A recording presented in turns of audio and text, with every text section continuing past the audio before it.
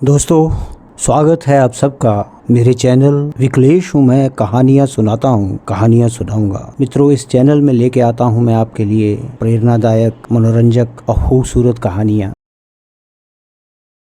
एक भिखारी एक सेठ के घर के बाहर खड़ा भजन गा रहा था और बदले में रोटी की मांग कर रहा था। भजन बहुत ही खूबसूरत गा रहा था, बहुत अच्छा भजन था।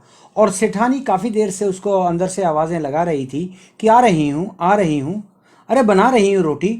लेकिन रोटी उसके हाथ में थी, लेकिन फिर भी वो आगे जाके नहीं कह रही थी और यही कहे जा रही थी कि रुको रुको, रोटी बना रही हूँ। भिखारी भजन गा रहा था और लगातार रोटी की साथ में मांग भी किया जा रहा था। और सेठ जो पास में बैठा हुआ था वो सब कुछ देख रहा था, पर कुछ समझ नहीं पा रहा था।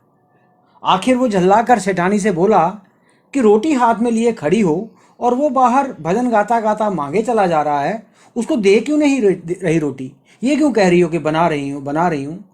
रोटी तो तुमने बना रखी है। सेठानी बोली कि हाँ, रोटी उसी के लिए है, मेरे हाथ में है। लेकिन आप नहीं जानते कि उसका जो भजन है मुझे बहुत प्यारा लग रहा है, और अगर मैं उसको जाके रोटी दे दूंगी तो वो आगे चला जाएगा और मुझे उसका भजन सुनना है। यदि प्रार्थना के बाद आपको लगता है कि भगवान आपकी सुन नहीं रहे, तो ये समझना कि सेठानी की तरह प्रभु भी आपकी प्रार्थना में रस ले रहे हैं। आपकी प्रार्थना उसको अच्छी लग रही है, इसलिए इंतज़ार करिए और प्रार्थना करते रहिए। इंतज़ार और प्रार्थना ये आप लगातार करते रहिए। जीवन में किसी तरह का भी दुख आ जाए, किसी तरह का भी कष्ट आ जाए, लेकिन प्रार्थना कभी मत छोड़िए, भक्ति कभी मत छोड़िए। क्या कष्ट आता है तो आप भोजन करना छोड़ देते हैं? क्या अगर आप बीमार होते हैं तो आप सांस लेना छोड़ देते हैं? नहीं ना। इसलिए ज़रा सी तकलीफ पे हम भक्ति, हम प्रार्थना ये छोड़ देते हैं। मित्रों, कभी भी दो चीज़ों को मत छोड़ो, भजन और भोजन। भोजन छोड़ देंगे तो आप जिंदा नहीं रहेंगे, भोजन छोड़ देंगे तो हम जिंदा नहीं रहेंगे, और भजन छोड़ देंगे तो हम कहीं के नहीं रहेंगे। और सही मायने में भजन ही भोजन है, भजन ही भोजन है। क्योंकि सांस लेने की जिम्मेवारी हमारी नहीं है, सांसों को तो उसने चलाया हुआ है, और जब तक चाहेगा ये सांसें चलेंगी। बस हमारे हाथ में है उसको उसको किए जाने वाली प्रार्थना, उसके किए जाने वाले भजन। मैं आज श्रावण के पहले इतवार को, श्रावण के पहले शो को आपको समर्पित करता हूँ, और समर्पित करता हूँ आपको आपका अपना शो विकलेश हूँ। मैं कहानियाँ सुनाता हूँ, कहानियाँ सुनाऊंगा। मित्रों, ये सावन का पवित्र जो महीना है, और इसी के साथ श्रावण का महीना जब अंत होगा तो हम मना रहे होंगे भारत का आज़ादी का अमृत महोत्सव। ये दोनों, श्रावण तो वैसे भी हर एक के लिए एक पवित्र महीना है, लेकिन ये जो हमारा आज़ादी का 75वां साल है, ये हम सब के लिए एक उत्सव है। और इसको एक उत्सव उसके हिसाब से मनाएं हम सब लोग। एक उत्सव, एक संकल्प के साथ कि राष्ट्र को और आगे बढ़ाएंगे, और राष्ट्र की तरक्की के लिए हम सदा अपने आप को होम करते रहेंगे। इसी के साथ आज का ये शो मैं आपको समर्पित करता हूँ। मित्रों, कहानियाँ जो हैं वो सब आसपास की कहानियाँ होती हैं। कुछ कहानियाँ आपने सुनी होती हैं, और कुछ कहानियाँ एक अलग तरीके से कहने की मैं कोशिश करता हूँ। ये सब कहानियाँ हमारे ग्रंथों की कहानियाँ हैं, हमारी पौराणिक पुस्तकों की कहानियाँ हैं, और कुछ में उस कुछ कहानियों में पुरातन और नए का एक टच है। तो जितनी भी कहानियां हैं वो भारतीय पुरातन ग्रंथ है, उसमें से मैं आपके लिए ढूंढ के लाता हूं। तो एक कहानी में आपको लिए चलता हूं। और अगर मेरी उम्र के जो लोग हैं उन्होंने बचपन में ये कहानी टीवी पे, दूरदर्शन पर भी देखी हुई है, कथा सागर के रूप में। तो एक मोची था, वो बड़ा गरीब था, लेकिन ईश्वर का बहुत भक्त था। एक बार वो रात को सो रहा था तो उसको एक सपना आया। ईश्वर भगवान उनके सपने में आए और उन्होंने उसे ये कहा कि कल मैं तुमसे मिलने तुम्हारी दुकान पर आऊँगा। मोची की दुकान बड़ी छोटी थी और उसकी आमदन भी बहुत सीमित थी। कोई बहुत बड़े शहर में वो रहता नहीं था, एक छोटे से कस्बे में रहता था और एक छोटी सी उसकी दुकान थी।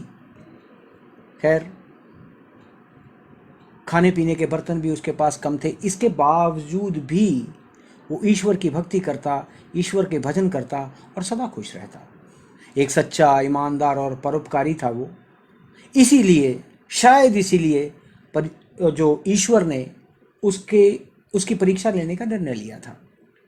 मोची ने सुबह उठते ही तैयारी शुरू कर दी।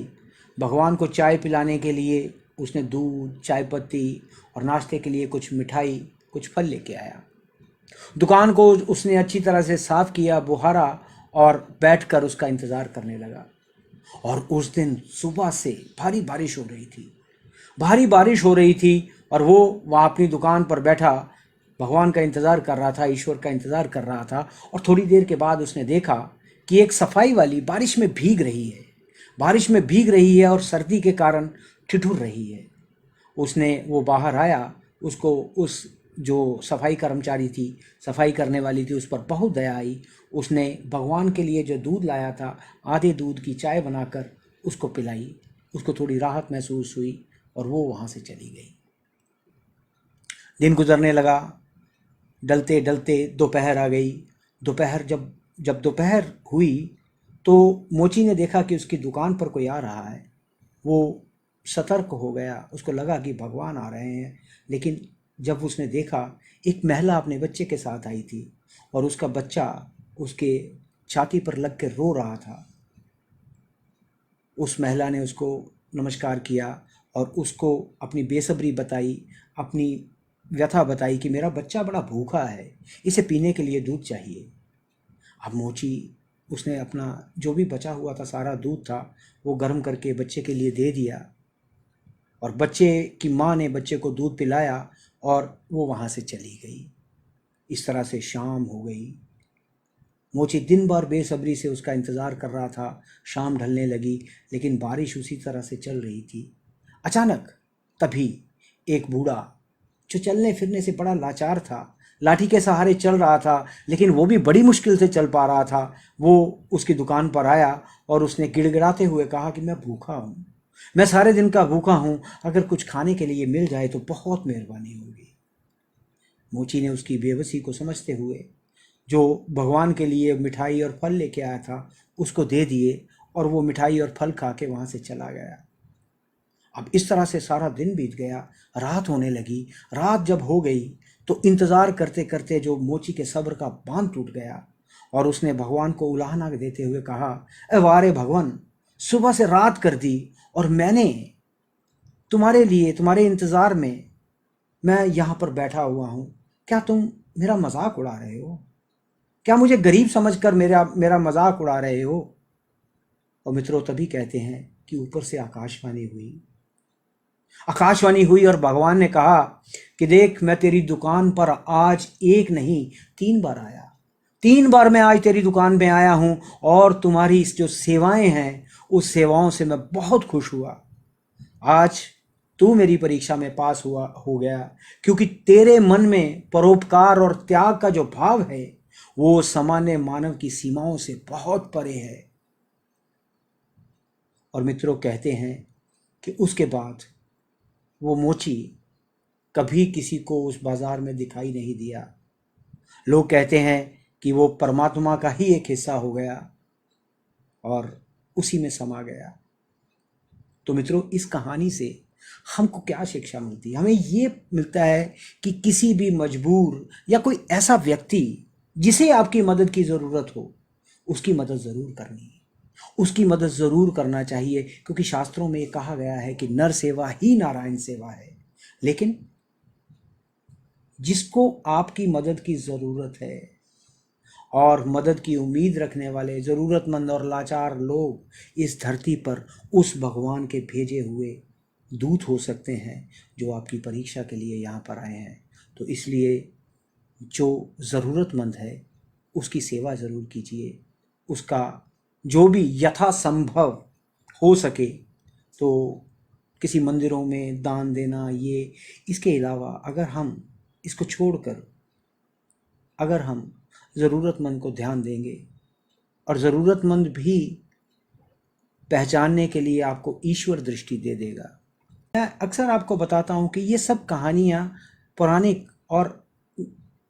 कहानियाँ हैं, लेकिन कई बार अपने शो बिकॉज आज मैं आपसे एक बात और कहने वाला हूँ कि इस सब निरंतरता के चलते जब ये शो शुरू हुआ था 14 जून 2020 में, तब मुझे भी ये उम्मीद नहीं थी कि हम आज इतनी दूर तक आ जाएंगे।